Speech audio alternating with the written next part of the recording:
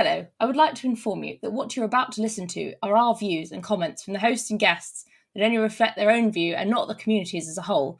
You're also committing to hire us at some point in the future, whether or not you want to or you like our work. I hope you enjoy the podcast. And Eddie, play the banter section. So I just want to do an audio check. So, but hang on, Ollie, can I just check? You have made sure that your headphones are plugged in and turned on, right? Yes, my headphones are plugged in. What idiot would not check their headphones that were plugged in and not switched on? I mean, what idiot would do that? That sounds like a real rookie move if you were going to come. I know, especially if you've been on the podcast before. That'd be a really bad move to make. This feels like a personal attack right now. What, Layla? I have no idea what you're talking about, Layla. What are you talking about? No idea what you're talking about. No, okay. So before you got here, Ollie, there was this whole thing. He was like typing in the messages like, "I can't hear you," and I was like, "I can't hear you. Like, can you hear me?" And he's like, "No," and I was like, "I'm using my boyfriend's computer instead of my normal one." I was thinking, what was going on? And I'm checking the audio settings, and we spent like a solid 5 to 10 minutes going, I can't hear you. Like, what's happening? And then I realised I hadn't turned the headphones on. Oh no. Yeah. It's been a long weekend, okay? Like, what have you been up to? Nothing really. Oh, I knew it. Fucking knew it. Yeah. Literally nothing.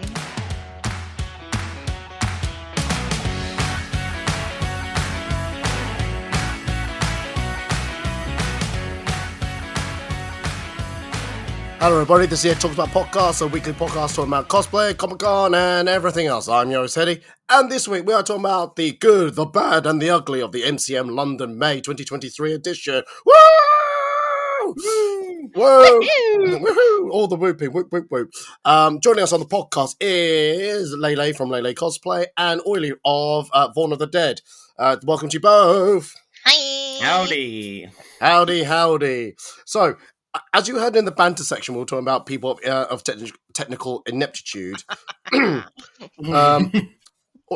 Oily, do you want to admit anything right now before I drop you in the shit? Yes, I was on an unfamiliar laptop, and I thought that the icon really looked like the volume button, and it actually was the Wi-Fi button. So I turned off the Wi-Fi, and then everyone wondered where I had gone. Anyway, I just want to get that out of the way, but we'll get to something else very, very quickly. But I just want to say something on my own behalf.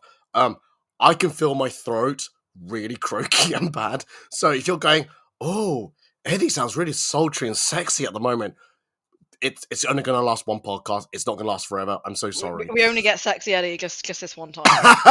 One-time thing. It's a one-time deal.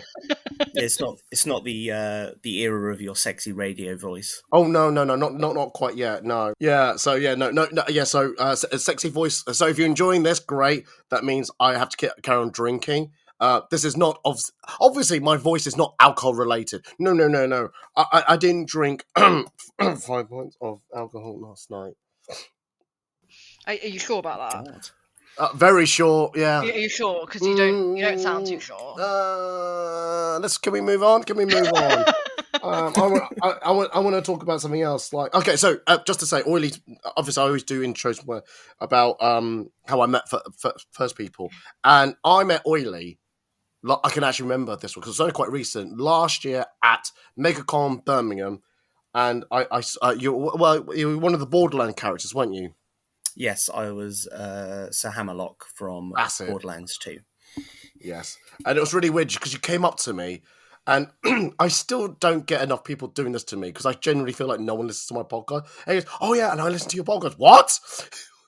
Oh, you're the one listener. Yeah, I think you were actually technically sniping Hello, I'm Fran, weren't you? Eddie sniping. Some people might call it that he was tutoring them, but I think other people might say he was just sniping. I knew it. I'm a teacher of all. Yeah, I just sniped. Fuck it. It was on a broken travelator as well. Generally I wanted to demonstrate how to use angles and things like that, just to try to go beyond the box and things like that. But I kept the photo for myself. He did. He then had the cheek to send it to me, along with the other photos that we had taken later on in the convention. Hey, if you're talking about breaking laws, Oily, I think you need to fess up that you almost caused a international incident. I did. I think international might be putting it a bit too boldly. That is not what I got told. That's not what I got told. I'm Basically, curious. I don't know about this. What's happened? I was almost like the big con story. You know how there's always a con story that's like, oh, a guy got carried out by all four limbs, or someone got arrested in Canary Wharf for doing a photo shoot with guns. Always that. That was almost me. Very nearly me. Because it was quite windy on that dockside, like behind Sunbourne. It was very windy, yeah. And on the Friday, I was wearing quite a fetching cowboy hat. I was Agent Whiskey from Kingsman 2. And as I turned the corner to go to a photo shoot, the wind caught the hat and it made a beeline for the water. This wasn't the worst bit, and I chased it. And right as it got to the edge where there's a bit of sort of chain railing, I managed to stamp on it and catch it. And I got about 1/10 of a second of of relief before both of the guns that were in my chest holsters decided to relieve themselves of their imprisonment. And they both flew forwards, and one of them hit the ground and broke, and the other one clattered across the quayside and slipped into the water behind the Sunbourne. And as I gently peered over the edge, I was expecting for it to be at the bottom, not remembering that 3D printed props have a lot of air in them. And and so there was just a realistic looking revolver floating in the bit of water next to XL. And it was too far down to reach. And the wind, the same wind that had blown the hat off, was just starting to push it just sort of outwards, like into the middle of the big bit of Dockland there. Mm-hmm. And I did turn to Fran, who was next to me, and we really went, should we call someone about this? Like, do we need to call the Met and be like, by the way, not a real gun. If you get a call from Docklands about a discarded weapon, it's like, I'm very sorry. We did, fortunately. I think it was Mothman Cos was also doing a photo shoot nearby and lent me their part of a scythe, I think. And then an MCM lanyard wasn't entirely useless. I made kind of like a slip knot, and we played the worst version of that like fairground duck fishing game, except it was a realistic revolver in the Docklands water, and we did manage to retrieve it, fortunately. So we didn't quite cause the incident, but my entire cosplay career did sort of flash before my eyes. And I thought, am I going to end up spending the rest of con in a holding cell for firearms offences? Yeah. I mean, that would have been an amusing story to tell people if you had afterwards. Yeah. But now I guess all 9 of Eddie's listeners know. So that you are not actually an international terrorist. But I'm not, no. I'm just a fun, goofy little guy that was a bit clumsy with his revolvers. Oh, just a bit. Oh, goodness me. Anyway, look, now we've met Oily. I hope. I'm so sorry that I have to, have these. Oh God, I don't know what to say anymore. Anyway, right, I'm just gonna move along. Jesus Christ. Oh man, this is gonna be chaotic. This podcast, I can feel it. So So I've done these like con reviews before in the past, and I thought, you know what, I'm gonna change up a little bit. So I'm gonna rather than just talking about the same thing over and over again like I've done in the previous, I think 2 years now.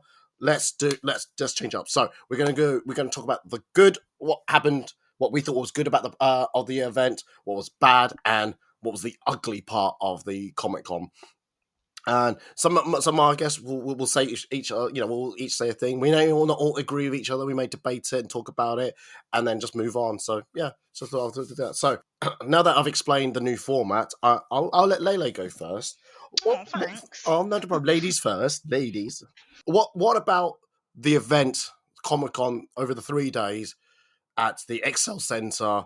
Did you enjoy? What was so good about it? So one of the things that I thought was good was I don't know if it's COVID related, but I've noticed the last few cons, basically since pandemic, Mm. that there hasn't really been interactive things like, for example, like video game demos and things like that anymore. But pre-pandemic, you used to get, you know, like demos of new video games. I remember when they had Final Fantasy VII Remake demos there before the game came out, you know, and there was like a whole thing with it. They had Cyberpunk, a big Cyberpunk section, you know, like back before that came out and stuff.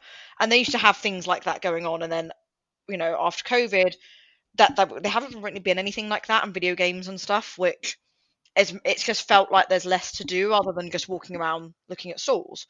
And so I've kind of missed that. And I don't know if that is just because of COVID, you know, it might be. But I did notice this time round that they brought some of that kind of stuff back. There wasn't any new game demos, which was a shame because I do miss that. Like, that's a really cool thing to have. But they did have like a load of old like arcade style like video games and stuff, and like retro games and things there that you could play.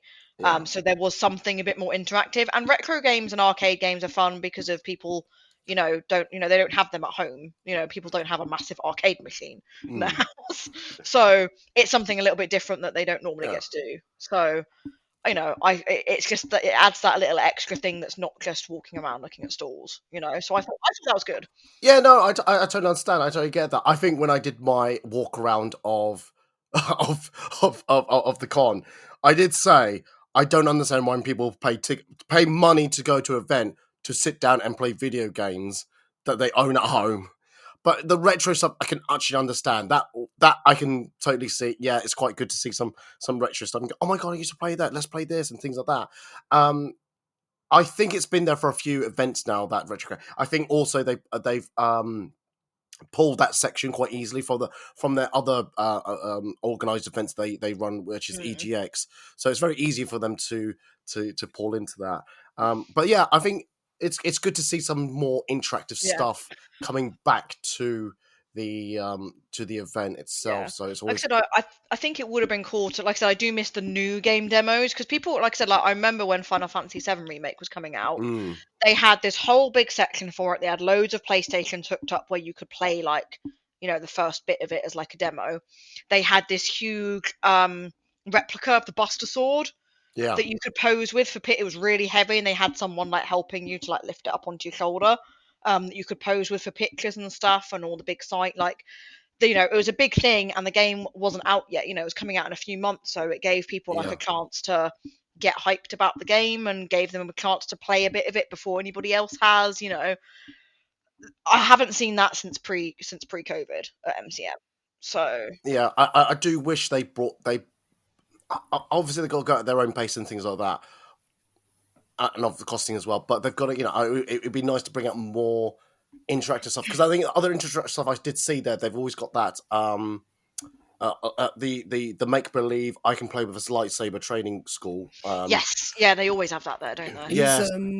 Is that free, or do you have to pay for that? I don't know, but there is an axe throwing I definitely saw that is not free. I think you pay £20 and you throw, I think 4 or 6 axes. Oh, that's quite a lot. Yeah, it's quite a lot. I feel like you can do that in a lot of places for much less. Yeah, I think they're just doing it just because obviously they're capitalising it. It's at a Comic-Con. It's something quite weird. I mean, I remember, was it at a Comic-Con? But I remember seeing at an event, which I didn't think to see at an event, was like getting a tattoo. I went, who goes to a Comic-Con and think, do you know what I need? If only they do tattoos. My partner goes to a Comic-Con and gets a tattoo. They did this at MCM a few years ago. Yeah, they did. We walked in and my partner immediately heard the buzzing and just disappeared. And then it was like, oh, come back in 2 hours when I'm done. And I was like, okay. I mean, potentially the good thing about that could, if they, you know, when they do it, they have done it at MCM in the past, is that it might be that there's a tattoo artist that you follow, but who is based at the other end of the country. Yeah. And you don't normally get, like, it'd normally be a pain for you to get to them. But you see they're going to con and you're going to be there anyway, so it's your chance to get a tattoo with them. Yeah. I know that the person that did they did a lovely Akira tattoo, from the manga on my partner. They basically had a flash sheet, but I think at least half of them were American or Canadian tattoo artists.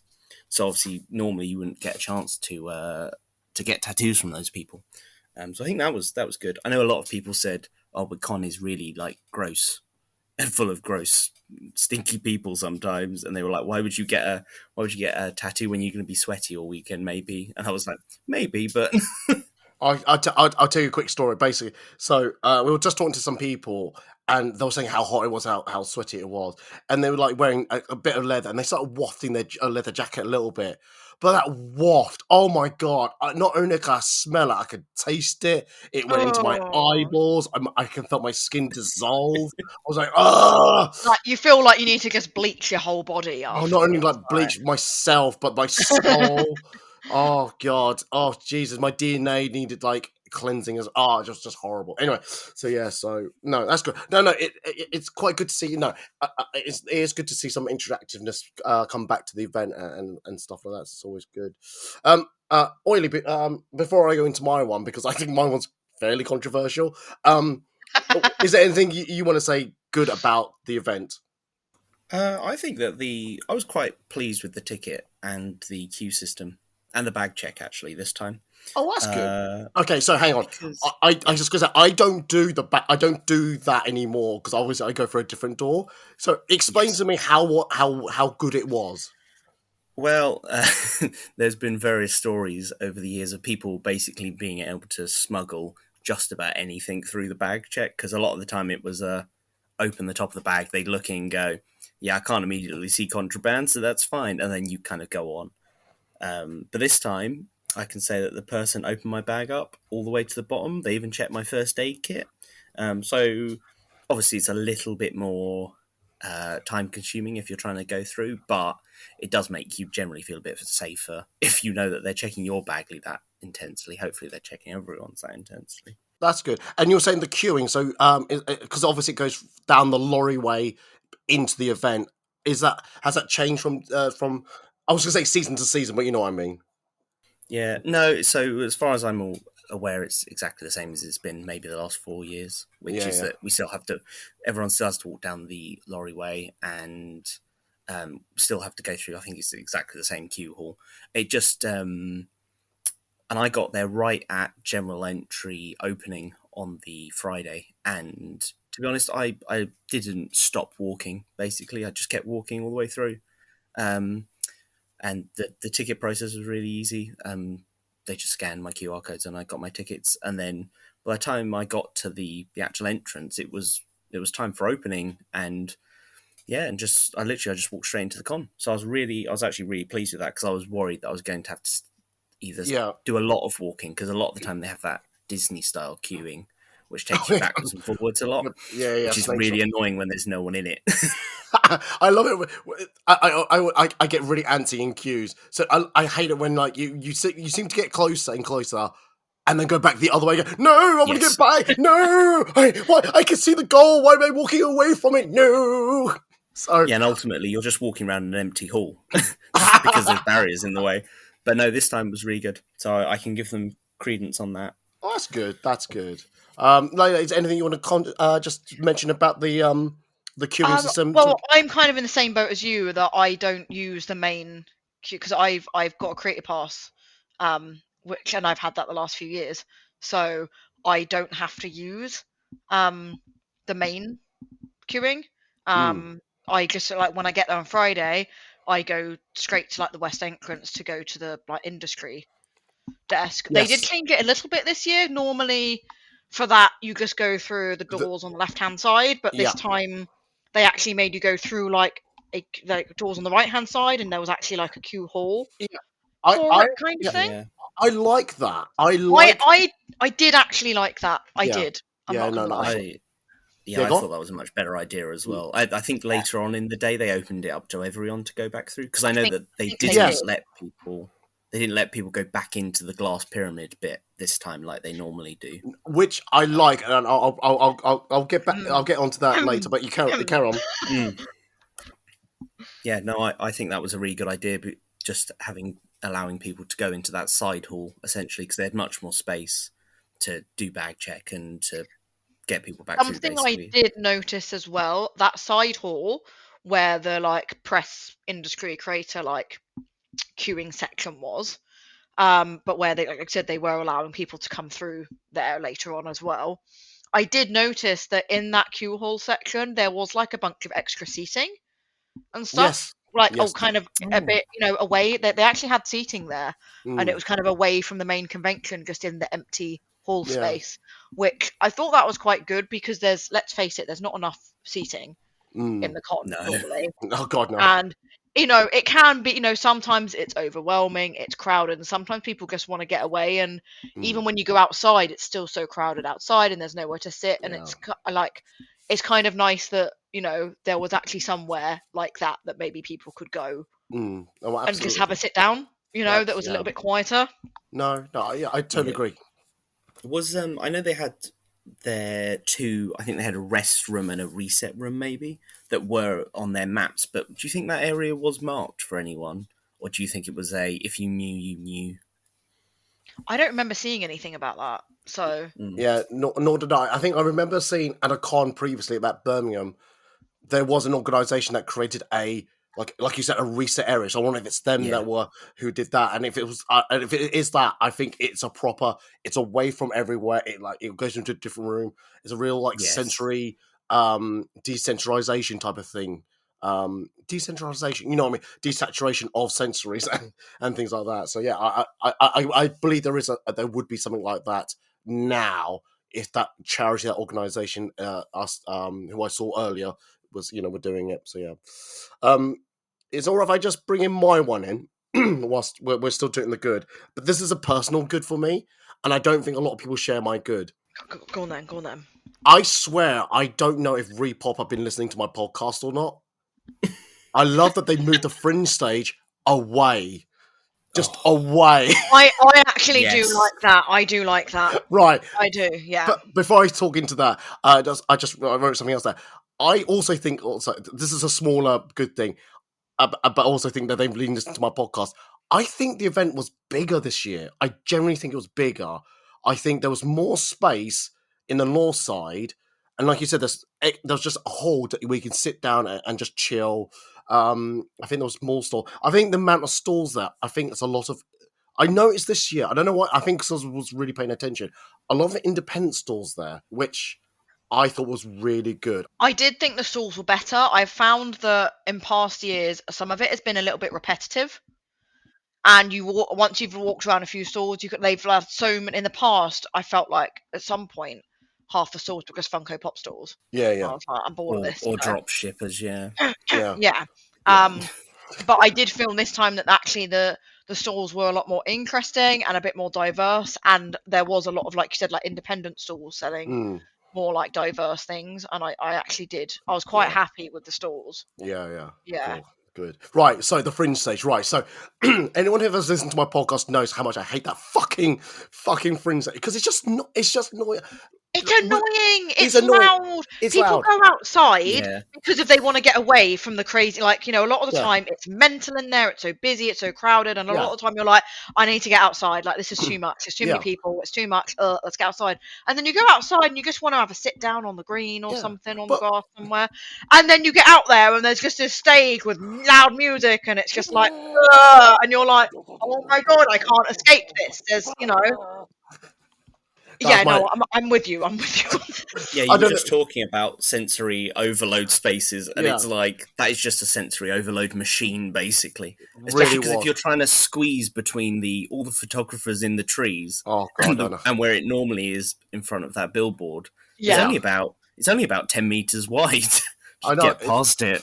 Yeah. Honestly, and I've always campaigned to move it towards the hotel end, because I think that walkway, it's just nice to have that walkway and just that, that degree of like separation and movement and all that. And I also thought, well, hang on, why would anyone want to be doing it on the concrete? Maybe on the grass would be a lot better. Then I did think to myself, I'm sure I mentioned this in the podcast before, no way they would put it near the hotel, because I would think the neighbours or the hotel themselves will go, a bit noisy. Could you not do it here? And so when I turned up on the Friday, I went, the Fringe stage is not here. Where is it? And I looked across. I'm like, oh, it's on the green. oh, that's interesting. Yeah. I hope they got permission from Novotel, or at least discussed it with them. And then later on the Friday, it disappeared. The Fringe stage. I went, oh, where did it go? I later found out they moved it indoors. So you were talking about the press section, picking up the ticket. They moved it into that hall. I hate, as much as I felt that was good, they moved it away from me. I also felt sorry for the people who had to sit there giving up press tickets all day, listening to that racket all day. It was probably a bit echoey as well, to be honest. Oh, if really? It was inside one of those big halls. It Yeah, really I feel was. like the acoustics couldn't have been good. It was. I was wetting myself of happiness that they moved it away, but also going, ooh, now you know how I feel. Now you know how I felt from previous years. So yes, so yeah, I just want to just say that was a good for me, and I know that's a personal thing, but yeah, I'm with you on that. I'm with you. Fantastic. I think we're all in agreement on that. Yes. Before we move on to the bad, was there any one-liner good things you want to mention? I think the weather was pretty good. I mean, as much as that wasn't controllable, I agree with you. I had such a great. I was wearing a red hoodie all weekend, and only took once or twice. And a lot of people say, "Oh, aren't you hot?" And I went, "Actually, I'm not," because there was a nice cool breeze going through it the whole day. Sometimes it was too windy, though. I was gonna say, apart from the wind stealing my hat. Yeah, exactly. On the Sunday when I was wearing night armor that was made out of foam, that was just lovely to have a cool breeze blowing by. Yeah. All right. Okay. Well, on that note, we're going to move on to the bad of MCM London. So I'll let Oily go first. Go on. The lack of corporate sponsors was still quite a big problem for them. There just wasn't a big name in that. Is it the North Hall or South Hall? I can never quite. I think it's the North Hall where they generally have. Because I don't think Funko Pop were there again. Not that I like Funko Pops, but I think at least when they used to have the actual Funko Pop brand there, it was something interesting. Or I think they've had various video game companies. We had Lush that one time that was really weird, but it was weird. But it was so much fun though, and it smelt so good. Yeah. I think so. I think it was Eddie that was like, I really feel like they've missed their market here. Like, I don't think a lot of people are gone know what a toiletry is. It was so weird to see it then. I think I may have said in a joking way, I don't think a lot of these people know about hygiene, so I wouldn't. No, but it's like it was so. Like, weird. These weebs don't wash. Like, why are they here? Like, exactly. But it was. I think a couple of years ago, I want to say it was 2018. We had Marvel came along with a bunch of the Black Panther costumes and props. And definitely being a cosplayer, and I'm sure Lele will agree, if you're interested in recreating one of those props from a movie that's just come out or just coming out, being able to walk up to the glass case that it's in and take pictures of the back and pictures of all the fabric that it's made out of so you can get good matches is extraordinary. And that's really a good it's a nice thing to have when you go in there and you go, oh, like I can go and see this thing, like that's makes my ticket worth it. They had that with Doctor Who a few years ago as well. They had the TARDIS and they had a bunch of the actual original costumes on display from the show, which again, I've done a Doctor Who cosplay, so I felt like, again, it's really interesting to be able to actually go and look at it up close, firsthand. I was going to say 100%. I think I remember for Ragnarok, because I was taking pictures of the Hela costume for a friend so that they could reproduce it and copy it, and it does seem like weird that if it was like us three creating a con, and we then rang up Marvel and said, hey Marvel, we're an up and coming con, we would like to have a stand here. Hello, you can understand that they would just ignore her, but I can't understand how a organization such as Repop, who not only have events in this UK in the UK, but have it around the world, especially in the US, how they haven't been able to bring anyone over the seas. But I wonder if it's because it's bringing them overseas. It's the travel cost. I don't know. I'm not trying to make excuses for them. That's the only thing I can think of that's stopping them. And also, what was the last event Reed Pop ran? they literally have just run Star Wars Celebration. Yeah. So they've just got their really good link with the Star Wars brand, who are always keen to kind of push their stuff. Mm. And they've just done that. And somehow they couldn't get any, even a couple of Star Wars bits. I can't remember exactly how long Celebration ago was, but it was beginning of April. Yeah, I don't know. They might need those exhibits for something else, but I wondered if they could have just, had some of them stay behind somewhere. They could have them at MCM. They did have some cool Star Wars stuff there, to be fair. They did have that photo op area, and I think they had some... I remember seeing, like, a Darth Vader display thing. Like, they had a few stuff bits on display, and the photo op bit, but... Yeah, and you can ride that, was it that Yum Yum? It's not... I would love to ride a giant Yum Yum. That would have been incredible. I know, I saw that. Yeah, I didn't realise until afterwards. Though, what's it called? Actually, a Tauntaun. Tauntaun, that's it. God, what did I say? Yum Yum. Yum Yum. Oh man, no. I mean, everyone knows how much I love Star Wars. So, dramatic effect. No, it does baffle me, and I wondered because the increase of the independent stalls there was because of the lack of corporateness, so that kind of banner. But I found when I was walking around, it felt like the whole layout was in sections. It felt like the north side was all the independent stuff, independent stores and things like that, with the Artist Alley, which again, I wish Artist Alley was just a little bit bigger and had a bit more focus. Yeah. They also pushed a bunch of... they did push a bunch of people out of Artist Alley this year. If you were doing... from what I understand, it was if you were doing fan art of something, then they said you had to have one of the regular corporate tables instead of the Artist Alley little kind of... Yeah, like they have their own bit, don't they? Yeah. I think they made them pay for the more expensive booth section, basically. Which was a lot of independent artists do fan art to essentially pay the bills and get people in before they can then sort of sell them on the OC stuff. So I think that's why Artist Alley wasn't that big. No, the other going through the map in my head that I did on Friday, I felt like the south side of the building was the most corporate-y bit because you had like the Forbidden Planet. Yeah. You had, I think, is it a Bandai? I was going to say Namco. Yeah, Bandai. There's Bandai, which I am a figure collector. Yeah. And so I love the fact that there was a Bandai store there with like official Bandai. Yeah, exactly. You had the TikTok stand. Sorry, not TikTok. Sorry, there not was the TikTok Planet. Forbidden Planet, but there was also the TikTok shop stand. Yeah, I didn't really get what that was. I don't get me started. Someone said it was something about basically monetizing your content. It was about like, yeah, I know. It was like, why don't you take your fun hobby you do for a break from modern life, and why don't you basically, make it unfun by trying to pump like a couple of pounds out of it.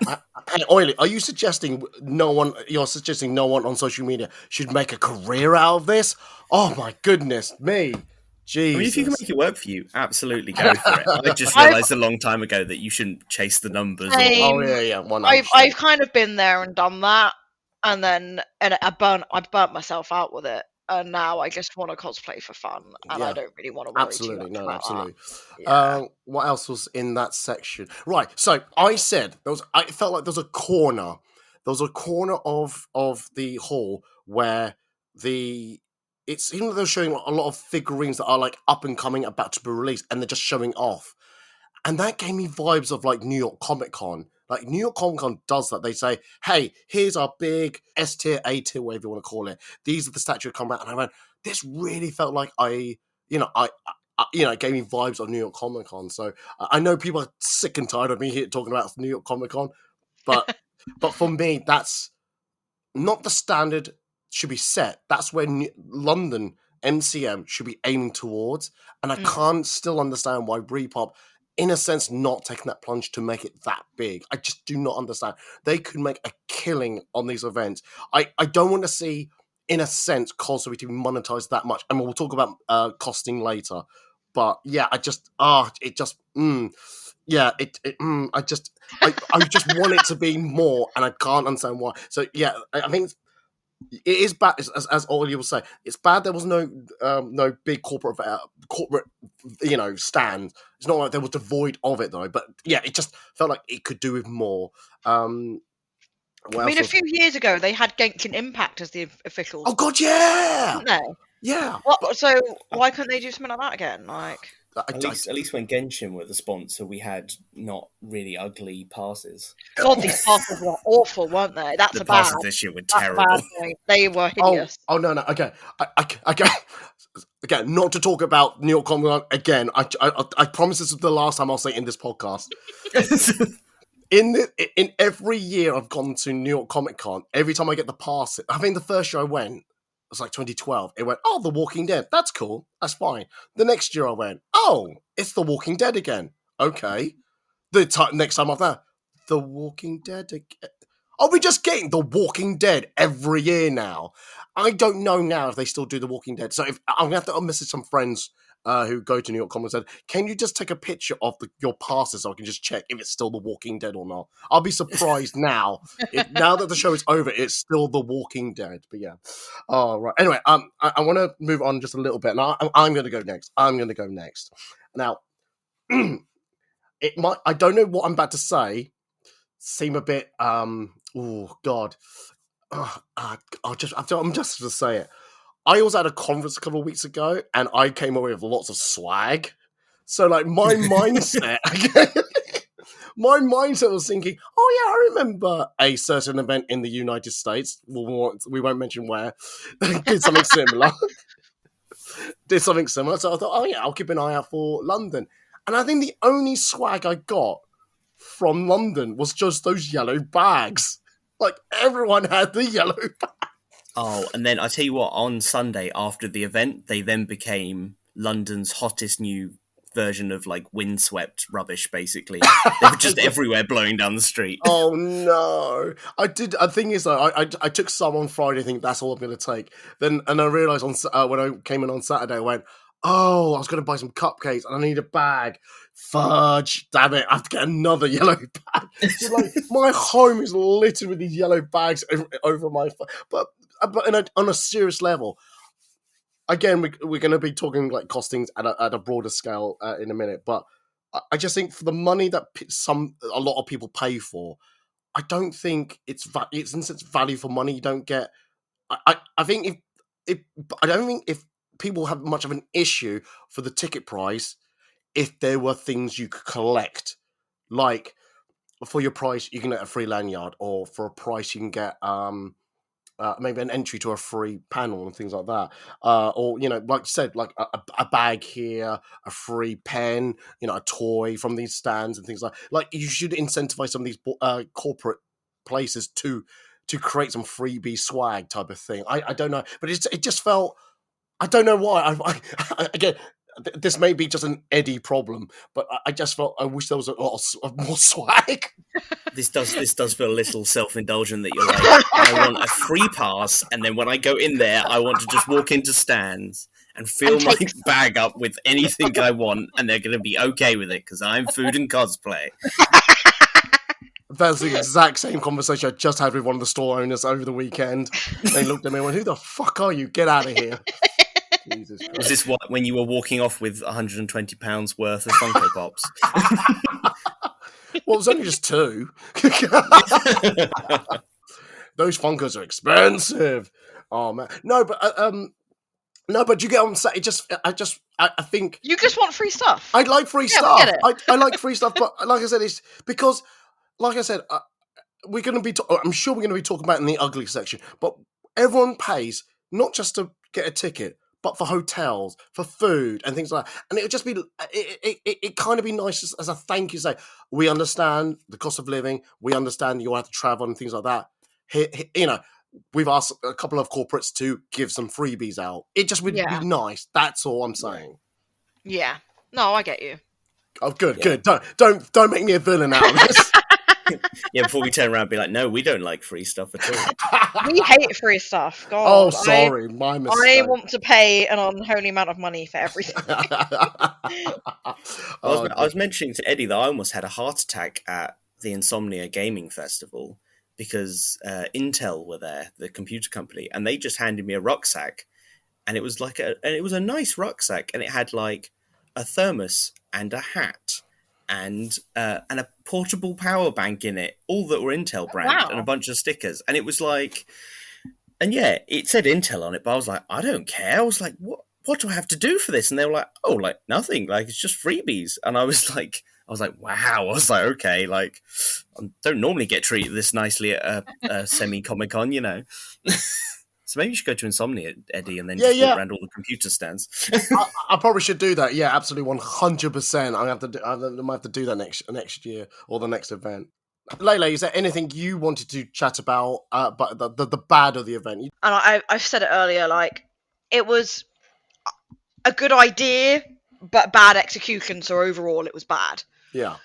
Which was, this is the first year that they did this MCM After Hours. And Carry on. After Hours. And my understanding of it from seeing the post about it, I thought it was a good idea when I first saw them post about it. MCM After Hours, I was like, ooh, that sounds like fun. Because I've been to conventions in the States where they do a lot of late night after hours stuff going on. And so I thought, oh, that's great. And then when I actually then looked into it, when I've been to like for example, Holiday Matsuri in Florida, they have multiple events going on across different nights that are, after hours events, often running at the same time. So I was working at one of the official after parties. At the same time, there was a, nerd rave going on in another section of the convention. And these things are running on until like 2-3 in the morning. They are proper 18 plus late night events. They don't start until 9-10 o'clock at night. So you can actually, go back to your hotel room, get changed and stuff, and then go to these events that are part of the, they're officially part of the convention. So I was kind of expecting something like this. Oh, MCM After Hours. Oh, and it said about a DJ set and stuff. And I was like, oh, this sounds cool. They're going to have like a late night thing. No, it's a 1 hour DJ set that starts at 7 o'clock and the con finishes and lasts until 8 o'clock. You come out and it's still daylight. That's like a children's disco. Yeah, it is. It's like one of those kids' discos. When I was younger, it was called the Snap Disco, and it's where all the 13-year-olds went because they thought they were really cool. Yeah, it's like the year 6 disco, and you get a cupcake, and you get a little juice, one of those juice boxes that you stab a straw in. Yeah. That's actually what really happened, and I'm like, the idea of doing an after hours thing, I love it because I've seen it in practice at other conventions in America, and it's awesome. Like, it was great. Like, the after parties and stuff, they're so much fun, because they're actually officially part of the convention. They're free to get into because they're part of your ticket. So you don't pay any extra and stuff, to get into them. And they are obviously focused for, people that are into, they're playing music, which is kind of aimed at people that like going to conventions, So they're playing theme stuff, songs from stuff, and they're playing like remixes of like anime theme tunes and, like different things like that. And it's fun and it's a laugh, and people are in cosplay still, and people, it seemed like a great idea on paper, but they didn't execute it. Again, like you were saying with the American convention that we're not going to keep talking about because Eddie's, obsessed with it. No, you can. Whoa! You can talk about that. I'm just saying. I'm going to stop refraining from mentioning it in this podcast. But it's on again. It's one of those things where it's fine. It's one of those things where they have this example of areas where, in the States and stuff where they do this and it works. And they've taken the idea, but then they've not really done it in the way that it actually, in the way that they do it there, and it doesn't work. And I'm just like, why didn't you just do it properly, man? Like, I'm sad about it, No, yeah, absolutely. I think we were talking about it in the green room about this, and I suspect, I think something with licensing, like were they serving alcohol and things like that? I'm actually not sure, to be honest. That's what I'm thinking. Okay. Well, Go on. in the original, if their original plan had gone ahead, like we saw when it was outside, they did have that There was a container bar. there that was a bar. There was a So bar clearly they outside. were planning to sell alcohol when it was still outside. Obviously, once it moved inside, I don't know how the licensing changed for them then, or what their plan changed. But that says to me then, hang on. Unless they told the DJ, that's what I'm thinking, hang on. Then it doesn't really matter. Why would the time change from moving outside to inside, if it's based on the alcohol? If it was just a DJ set, you wouldn't go, oh, by the way, because we're not serving alcohol, can you make it an hour? You just go on for. I don't know. I don't know. I was going to say, actually, that actually contradicts what I was about to say. I was going to say, because they weren't selling alcohol, or they were selling alcohol indoors, maybe they had to go, we can only sell alcohol up until this time, and then there's no point carrying on anyway, so let's just end it. I don't know. It's just a thought. Well, because they advertised it as only ever being until 8 o'clock. Oh, fair enough then. Yeah, that was advertised like that, before con, you know. I think they only had 2 acts from what I saw. They had the guy from Our Flag Means Death was going to do a DJ set, and I think someone else was going to do a DJ set before him. So that was, it only took them up to about 8 p.m. I mean, I'm surprised they had 2 acts. That's all I'm going to say. Oh my god, I'm such a grumpy old man. I know. No, but generally, I think the video I saw, I can't remember where I saw the video. I can't remember if it was on TikTok or on Instagram. See if I can quickly find it. MCM. Oh, there we go. Yep. It's really professional, this podcast, isn't it? Oh yeah, hang on. We've got all of our reference ready. There we go.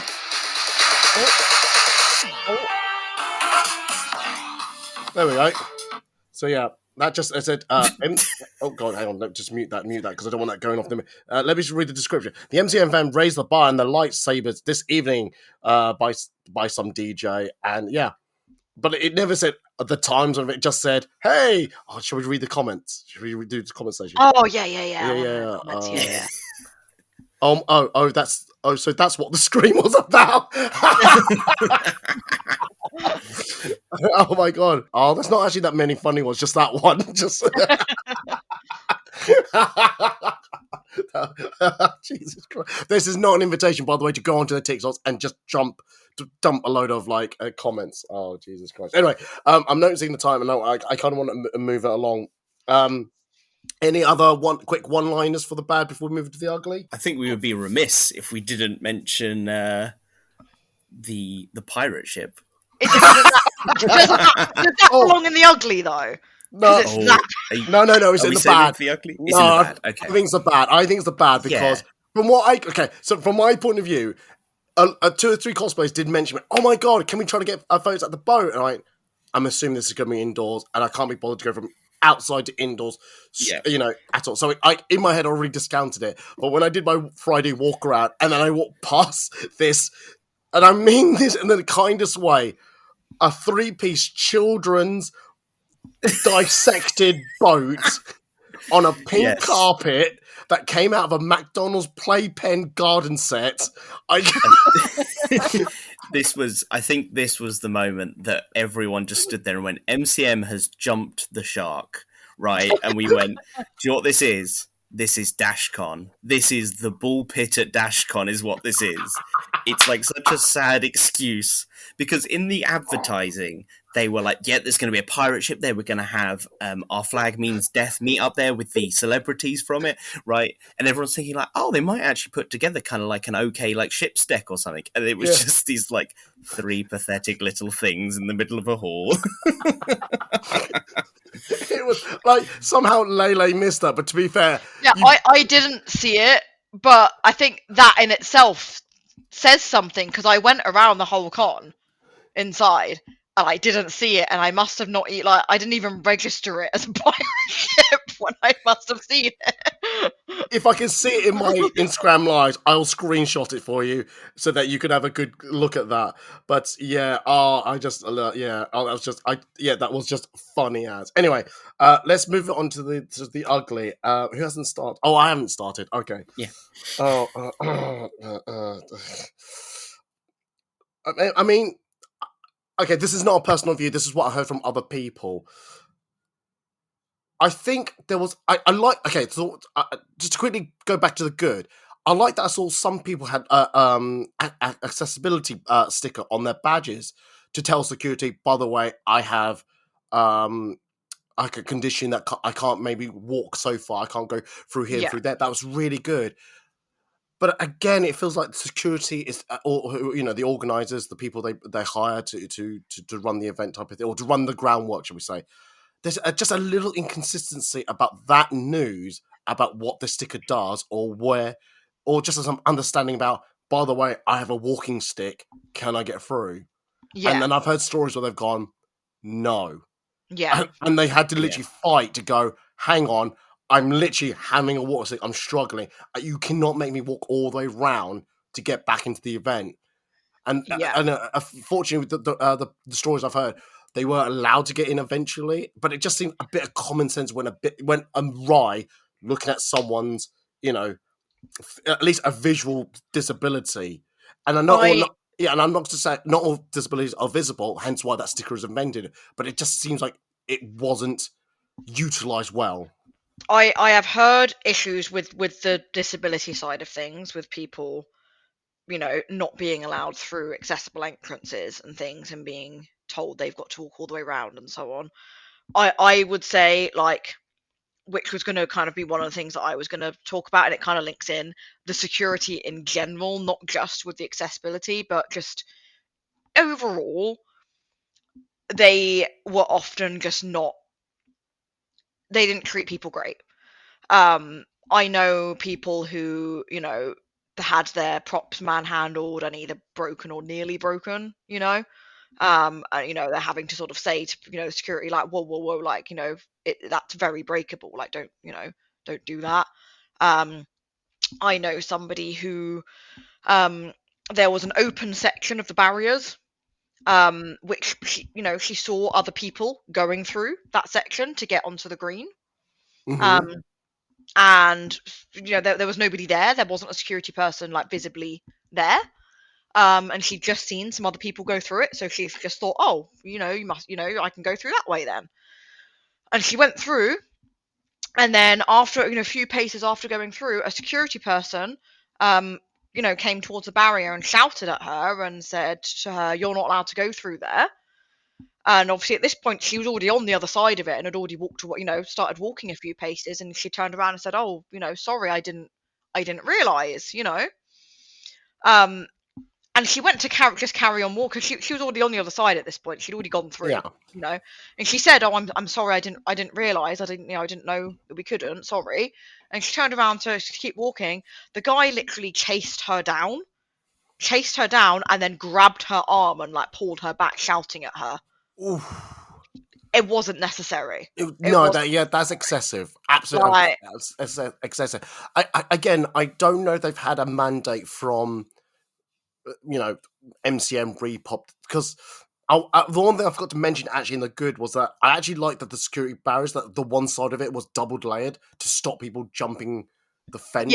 yeah. So I wonder if that's linked to say that they want to make sure that everyone who goes in has a ticket. They make sure they can, they are allowed to be in. But but still, there's a way to like deal with situations like that. It's like we're not master criminals. We're not there to get a free ride. He could have just, if he really wanted to make her go back like the correct way, he could have just called and said, like, I'm really sorry. I know you've just gone through, but you're not actually meant to go through that way. I'm gonna have to get you to I have to get you to come around the other way. Like, I know you're already there, but I've got to get you to come back and come around this way. He could have said it in a much nicer way, not chasing her down and physically grabbing her arm, pulling her. Like, she was quite shaken up by it. You shouldn't be physically grabbing anyone if, No. For that reason at least. No, if they're being violent, then go for it. Yeah, if she started a fight with him about it or something, yeah, fair enough. But, not for walking through an unmarked gap in a fence. She'd already said sorry. That's the thing. She said, like, "Oh, I'm sorry, I didn't realise." It's not like she turned around and went, "Oh, fuck you," kind of thing or something. Like, she turned around and she went, "Oh, sorry, I didn't realise, sorry about that." And then she just went to carry on walking because she thought, well, I'm already over here now, so might as well just carry on walking. And then she got chased down. Not cool. And then also on the on the Sunday, the end of the day, when they stopped letting people back in. This caused a problem on a few days because of I don't think it was clear when there was no signage or anything on the back of the tickets to say a time that, No. that you're not allowed to have re-entry. So nobody really knew Mm. what time that was, because it didn't state it anywhere. There was no sign anywhere saying, like no re-entry after X time or whatever, Yeah. and it didn't say on the back of the tickets. It just said, closing time 5 o'clock Sunday. It didn't say anything anywhere. And we went to go back in.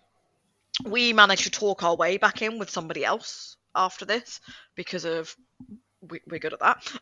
But the first guy that we spoke to, it wasn't just us. There was a whole group of people that were trying to get back in, and he was just shouting at them, "No entry past 4:30, no re-entry, no one's getting back in, no re-entry." And somebody was like, I need to get back in. I've got stuff in the cloakroom. Yeah, I was going to say. And he was like, "No, can't get back in." And he was like, where's Yeah. your ticket? Where's your cloakroom ticket? And she was like, "Well, I don't have it on me now. My bag." She didn't have a bag. She was in cosplay. She didn't have a bag with her.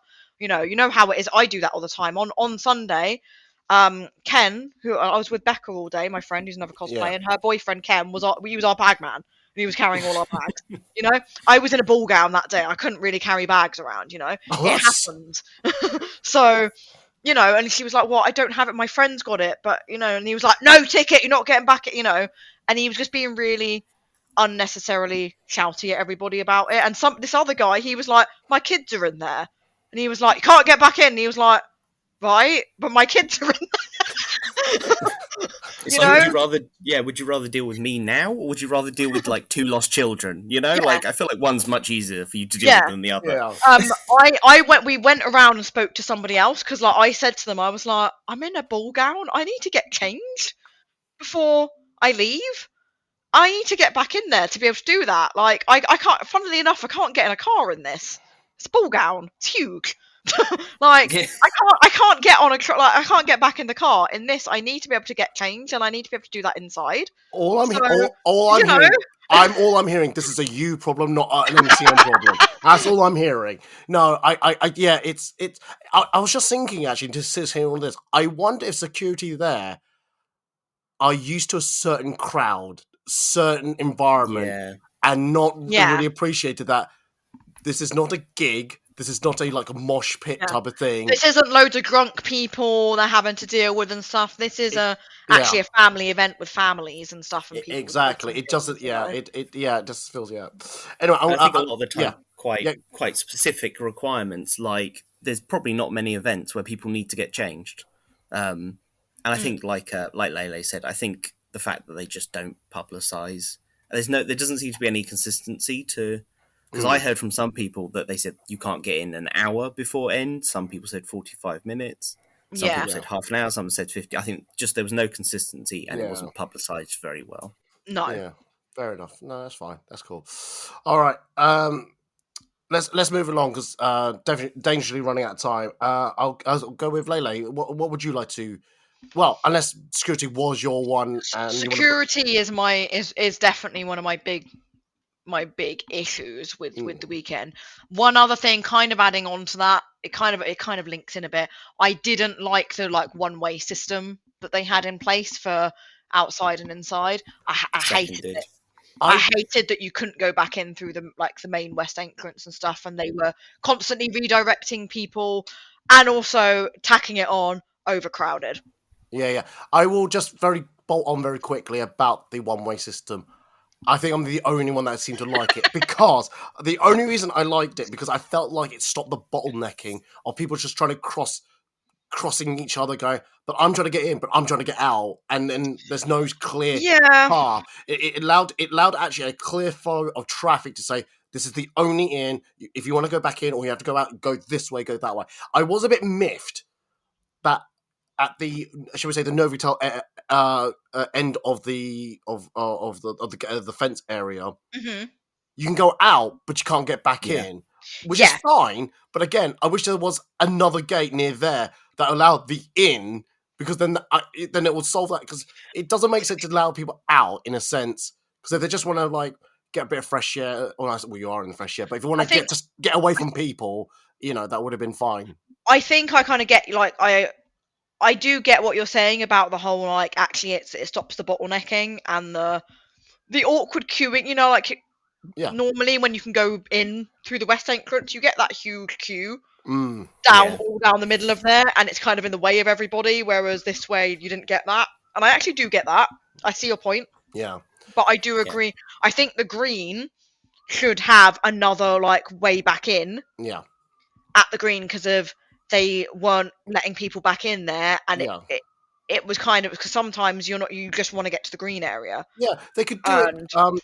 I'm just thinking where they could do it.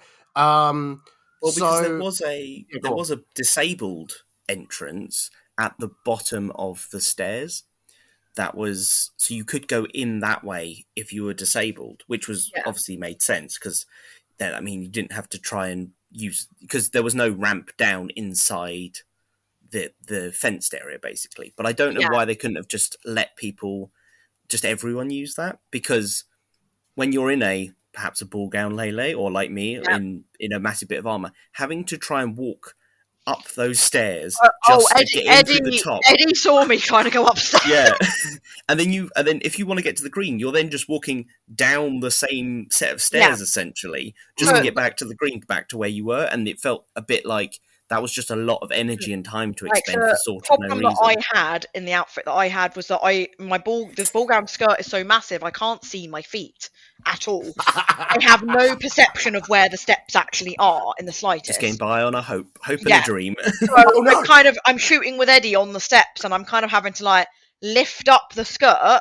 and then be like, where is my foot? Do I step down now? Exactly. So I then, like, looked under the hoop skirt and shuffle, step, shuffle, step. But from the outside, it looked weird, man. I could have been going, is that guy upskirting, like, badly? It's not even looking up. It's not even looking up. He's just looking at the feet. Oh, Jesus Christ! Right, you heard that, everyone. Clip that audio clip. No! Cancel Eddie. I was just looking at the feet. Nick, don't you dare use that as a fucking quote. Right. The other thing I want to bring in very quickly, and I'm not saying I want a huge debate. I'm really sick and tired of hearing about the overcrowding thing, but I think actually I'm now seeing it. I keep saying year on year, they can't oversell, they can't overcrowd because health and safety. But I think I heard a story someone saying, which I've also agreed that they've included the green as capacity level. And I think I heard someone said, some of the security said to people, you can't go in, we're at capacity indoors. And I'm like, but you can't, and I think you can't really do that because, yes, luckily the May was fine, sunny all 3 days, great weather, fantastic. What happens if the weather changes? It became like a monsoon. Yeah. No one's going to stand outside and go, well, they're at capacity indoors, they're going to stay outside. At one point on Sunday, no, was it Sunday or was it Saturday? At one point on Saturday it was, we came outside, we went to go onto the green. Yeah. And they weren't letting people onto the green because the green was too overcrowded. That's interesting. They were actually stopping letting people onto the green because it had gotten too crowded out there. Was it just the green, or was it the outside area in general? Just the outside area in general. Mm. Oh, right. They weren't letting people through. I encountered none of that, which is interesting. But yeah, that's interesting. Yeah, that it happened to us. We had to wait for them to basically. We had to wait for more people to come out, and then the guy was like, "Right, I can let 30 people back through." Yeah, no more than that. I do agree with you, Eddie. There's a fire legal limit that obviously they can't exceed, but I wonder if that below that there's also a comfortable limit. As in, and we're somewhere in that grey zone between those two, which is that it wouldn't be dangerous if there was an emergency, but I wonder if it's that it does make it uncomfortable just because of the amount of people in there. Oh, the amount of again. Let me just jump in very quick. I've always said I am surprised. I've always said, no. Let me start again. I am always surprised that if there's ever a medical incident, let's say a person has a heart attack, I think there are like medical stuff on site, but let's put it this way: if an ambulance was trying to get in and go through the crowd, that person will be. They would have had it. They would have had it.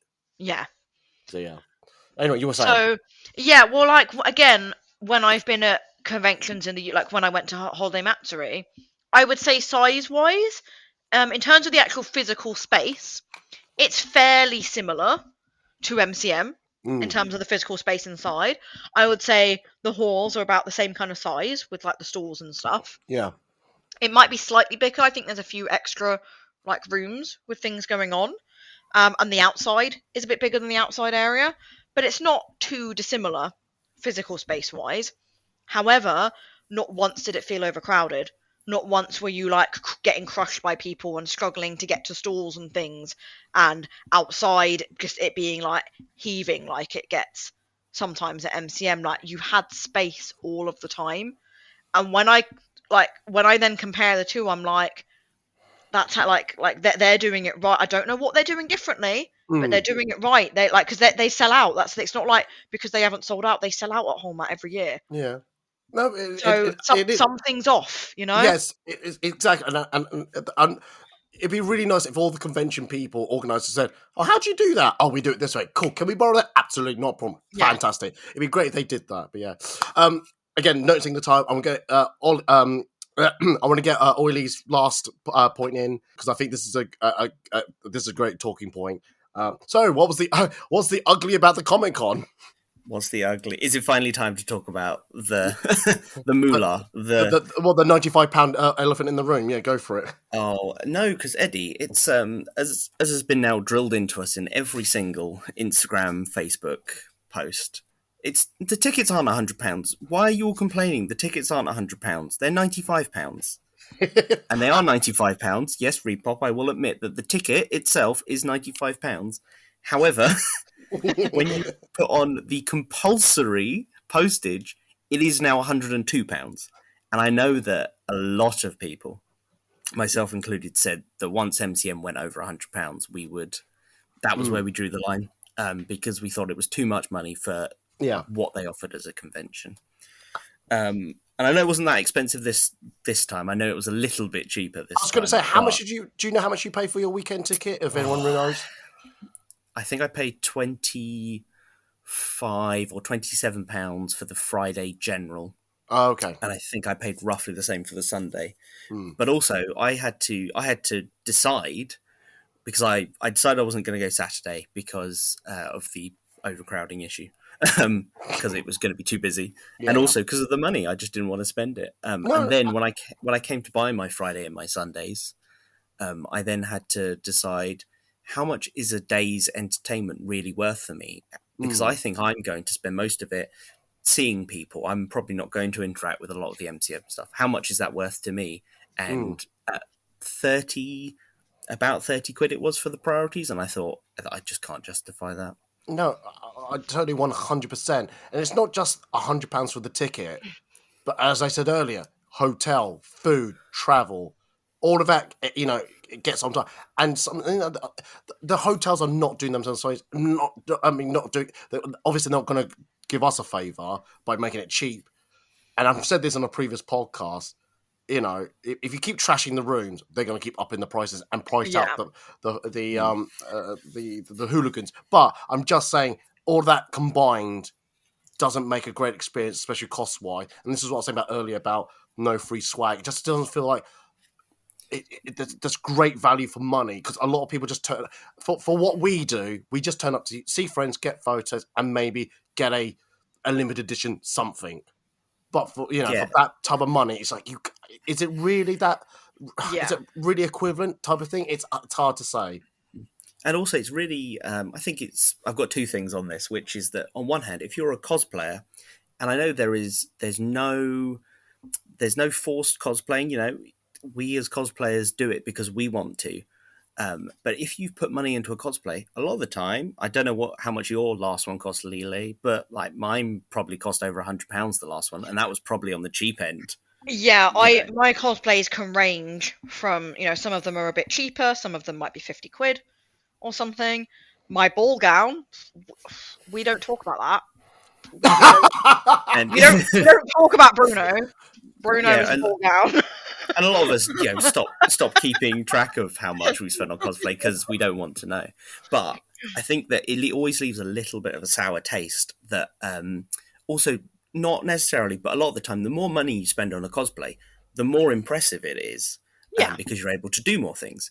And those are the kind of cosplays that MCM just absolutely adore putting all over the branding, every Instagram post, emails and such.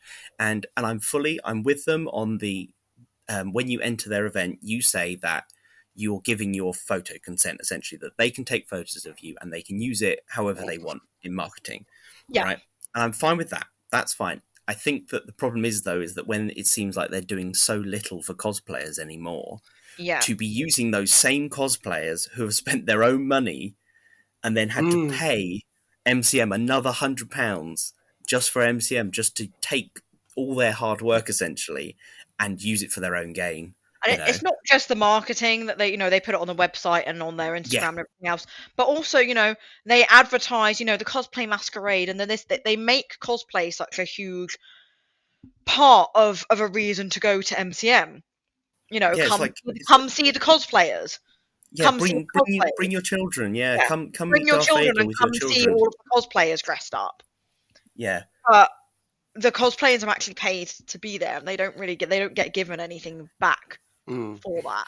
No, not for all the time they spend doing interactions a lot of the time during the day. I know that I do a Totoro cosplay, and I spend a lot of my day stood in one place, just because I'm so swamped with mainly children, and obviously I was doing Belle Beauty and the Beast ball gown. Yeah. I was constantly getting stopped by people taking pictures with kids and stuff. And it happened during our shoot. I had to go, Lele, turn around, child. Yeah, like it was happening all this. Like I said, you're in the middle of shooting and you're getting people stopping you while you're in the middle of shooting, and you can't say no because it's little kids. Like, of course you're going to say yes. Of course, yeah. And I think the sad thing would be is that Comic-Con would not be Comic-Con without the cosplayers. I don't want to toot our own horn too loudly, but I think that it's such a central part of Comic-Con is the cosplayers, and I think that it just feels like they're continually being stretched and kind of exploited a bit, and then at the end of the day, MCM still turn around and go, "Can you just hand us another £100 for the next event, please?" Yeah, it does kind of feel like that. It really does, and I don't want to leave it on a sour note. So what we're going to do is So I keep saying this. We're going to jump onto the podcast extra in a moment, and we will actually, we'll talk about how, from a personal point of view, how much we enjoyed or not enjoyed MCM London, hopefully. But don't want to leave on a sour note. But I actually talk the prices very, very, very, very, very quickly. So many berries in there. I will. As much as you're going to say, Oily, you're not going to go because it's £102. I wonder if temptation will somehow make you go. I don't know. I'm just saying. So I was saying this to somebody because I was saying, I actually at first didn't get a creator pass, which is the first time in years it's happened. And my friend Becca, who's always had one, didn't get one. And we were saying, if we don't get passes, we can't afford those. We can't afford over £100 tickets. We can't. We're not going to be able to go. But the thing is, it's not the first time we've said that kind of thing. It's not the first time that we've said, I can't afford that. It's not, it's not worth it for what you get. And then every year you end up going, don't you? Every year you end up doing it. We are fickle creatures sometimes. I do agree with that. The only difference, I think, is this time is we've just had the other two big Comic-Con companies just also announced that they were going to do London events. Yeah. And I wonder if that might be the difference. And we will talk about that definitely on the podcast extra. There we go. And then therefore and we'll bring it to an end. So you've got to go and listen to the podcast. Thank you very much, both of you, for being on the podcast. Thank you for chatting about the good, the bad, and the ugly of MCM London. Lele, they need to find you on the social medias. Where can they find you on the social medias? They can find me at Lele Cosplay. All one word, Ley Cosplay. Amazing. Oily, where can they find you on the social medias? They can find me basically only on Instagram. I think I do have a Twitter, but I never use it. It's Vaughan of the Dead, like Dawn of the Dead. It's spelled VAUGHAN and then _of_the_dead. Amazing. Amazing. If people need to find me on the social medias, if you go to foodandcosplay.org/links, you'll find all my social media links, including TikTok, Instagram, Twitter, the Facebook, the lot. If you go to foodandcosplay.org/podcast, you'll find previous recorded podcasts I've recorded with different guests, different subjects, bloody yada yada. If you go to foodandcosplay.org, generally you'll find daily cosplay photos and articles I post up for everyone to look at and have a watch. Have a watch. That's not good English, but anyway, carry on. If you go to patreon.com/foodandcosplay, you can hear the extra bit we're going to talk about our personal experience and also our view on the recently announced new London Con that's just come to onto our radar. So we'll be talking about that very briefly, and I think that's it. So thank you very much for being here and chatting. I hope you've all got something out of this. I would love to hear anyone else's good and the bad and the ugly. So just drop me. Put it into the comments below. That'd be really fantastic if you got this far in the podcast. If you haven't got this far in the podcast, you're not even listening then. So therefore, I'm just going to say goodbye. And they're going to say goodbye. So bye, guys. Bye. Bye, guys. Bye. Fucking mocking me.